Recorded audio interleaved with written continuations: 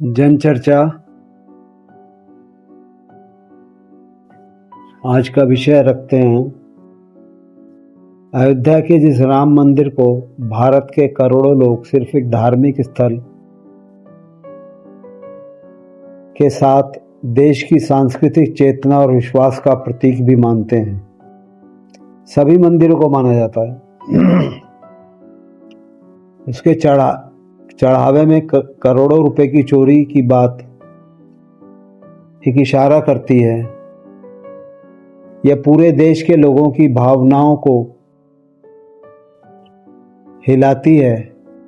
कुछ लोगों का कहना है कि करीब 200 करोड़ की चोरी हुई। कुछ का दावा है कि सोने चांदी की 1250 श्री राम की शिलाएं गायब हैं। सबसे महंगी शिला मॉरिशस से आई थी। मुंबई के एक बड़े व्यापारी ने भी हीरे जड़ी शिला दान दी थी।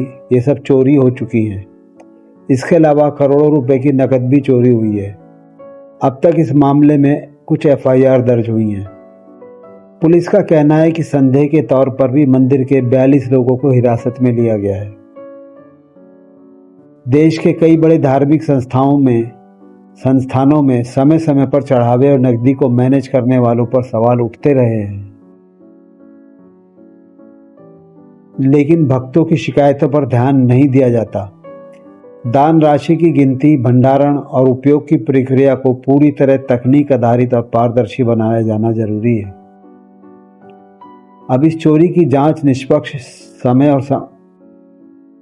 समय के अंदर पूरी पारदर्शिता से हो। इस मामले में दोषी पाए जाए उन पर कार्रवाई हो, ऐसा जनता को दिखना भी चाहिए। लोगों की आस्था से जुड़े मामलों में व्यवस्था की जवाबदेही का पैमाना कठोर होना चाहिए, क्योंकि यहाँ केवल धन का नहीं बल्कि लाखों लोगों का विश्वास का है। भगवान के मंदिर में भी अपने लालच के लिए नैतिकता को छोड़ते हुए चोरी करने में डर क्यों नहीं लगता। यहाँ हम ये कहना चाहेंगे, इस पर भी चर्चा होनी चाहिए। बहुत मंदिरों में पहले अखबारों में आ चुका, चोरी हुई। शिरडी का मंदिर है, गणेश मंदिर है बम्बई का, और छोटे मंदिरों में चोरियों के रोज अखबारों में चोरी के समाचार छोटे छोटे मंदिरों के भी आते हैं। इस चोरी का एक इशारा मिलना चाहिए। इस चोरी को विशेष रूप से दर्जा इसलिए दिया जा रहा है कि इस चोरी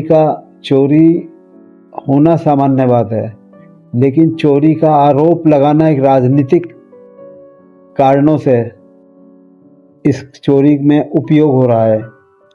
इसलिए चोरी विशेष हो गई, क्योंकि यहाँ राजनीतिक कारण आ गए। अन्यथा अनेक मंदिरों में चोरी होती हैं, सामान्यतः सभी में ये स्थिति है, चाहे वो वैष्णो मंदिर हो और छोटे मंदिर, बड़े मंदिर, सब में जो है, छोटे मंदिर में छोटी चोरी होती है, बड़े मंदिर में बड़ी चोरी होती है। लेकिन अयोध्या का मंदिर चूंकि राजनीतिक मसला इसमें से जोड़ा जा रहा है, इसलिए इसकी विशेषता है। अब इसका इशारा से समाधान की तरफ हमारा प्रयास है कि इसके समाधान पे एक चर्चा हो, एक प्रश्न खड़ा होता है इसके समाधान के लिए। उस पर आप लोग चर्चा करें, अपने विचार हमें भेजें। हमारी तरफ से जो हम कहना चाह रहे हैं वो ये है कि ये चोरियां जैसे ब्लैक मनी है, विदेशों की ब्लैक मनी, भारत में अपने अंदर ब्लैक मनी। जब नोटबंदी हुई थी तो एक बड़ी संख्या नोटों की वो थी जो हर घर में महिलाएं अपने व्यक्तिगत उसमें रखती थी, और अभी तक वो दाब के रखने का प्रचलन हमारे परिवारों में है। तो वो हर महिला के पास से काफ़ी पैसे निकले। शायद वो फिगर काफ़ी बड़ी रही है। लोगों को सामान्यतः इस सामूहिक क्षेत्र में अंदाज भी नहीं था, इतनी बड़ी फिगर थी कि विषय निकल के आया था। अब हम जो एक और बात कहना चाहते हैं वो इसका ये है कि आयकर विभाग प्रवेश देने, अंग्रेजों ने प्रवेश देना 10-5 कारणों से 20% ये जब किया था 1857 में, तो आयकर इसलिए लगाया गया था कि भारत में जब वो आज 1857 की क्रांति हुई तो अंग्रेजों ने इसलिए लगाया कि लोगों पे पैसा कहाँ से आ गया, नियंत्रित करने के लिए। अब हमारे वही कानून चल रहे हैं तो कानून ये बदले जाने चाहिए, संविधान अब हमारा विकसित होना चाहिए, ज़रूरतों के मुताबिक होना चाहिए। अभी भी मेरठ में क्या पूरे देश में ये स्थिति है। आप अवैध वैध की परिभाषाएं सिर्फ सामान्य नागरिक को नियंत्रित करने के लिए वो विकसित नहीं हो पाता।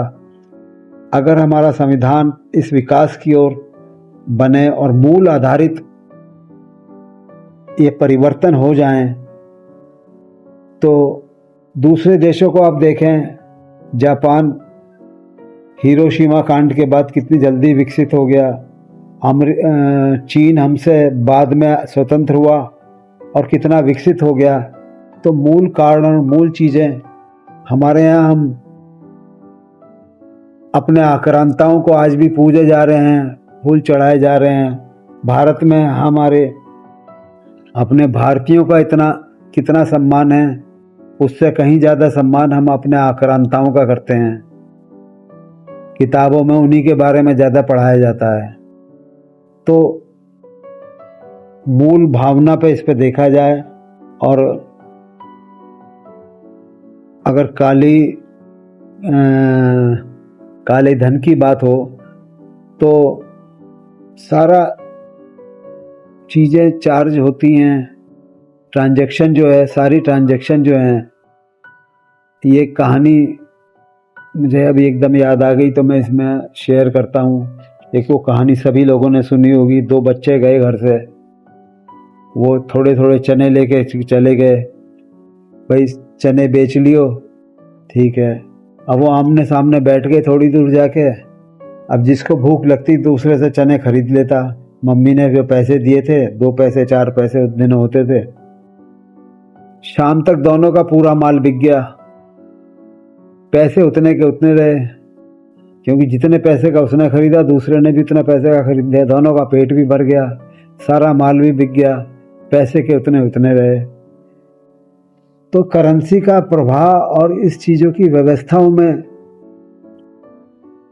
देखा जाना चाहिए, इसका विकास होना चाहिए। अन्यथा ये तो सब सामान्य बातें हैं और ये भारत के विकास में अवरोध पैदा कर रही हैं। और ये संविधान, भारत की व्यवस्थाएं विकसित होनी चाहिए, इस पर चर्चा होनी चाहिए। और हमारा चर्चा करने का उद्देश्य यही है कि हम चर्चा कर रहे हैं, आपको एक संकेत दे रहे हैं। इन विषयों पर आप भी चर्चा करें और हम सहयोग इतना कर सकते हैं, करना चाहते हैं कि आप अपनी वीडियो बनाकर हमें भेजें, अपने स्थानीय अखबारों को भेजें। इन विषयों पर अपने स्कूलों में चर्चा करें, वीडियो बनाएं, अपने स्तर से इसको विस्तारित करें, हमारे साथ मिलकर विस्तारित करें। यही हमारा निवेदन है। और इस विषय पर सभी का जन जन सहयोग अभियान। और एक बात और कहना चाहेंगे, अब आंदोलन विरोध नहीं होने चाहिए। ये नहीं है कि साहब वो काकरोच पार्टी बना लो, कुछ कर लो। ये विरोध की समस्या, काम अब ख़त्म होना चाहिए। अब सहयोग अभियान चलना चाहिए। इस पे भी आप सबके विचार आमंत्रित हैं। अपनी वीडियो बनाकर भेजें, विचार भेजें, अपने स्थानीय अखबारों को भेजें, अपने स्कूल कॉलेज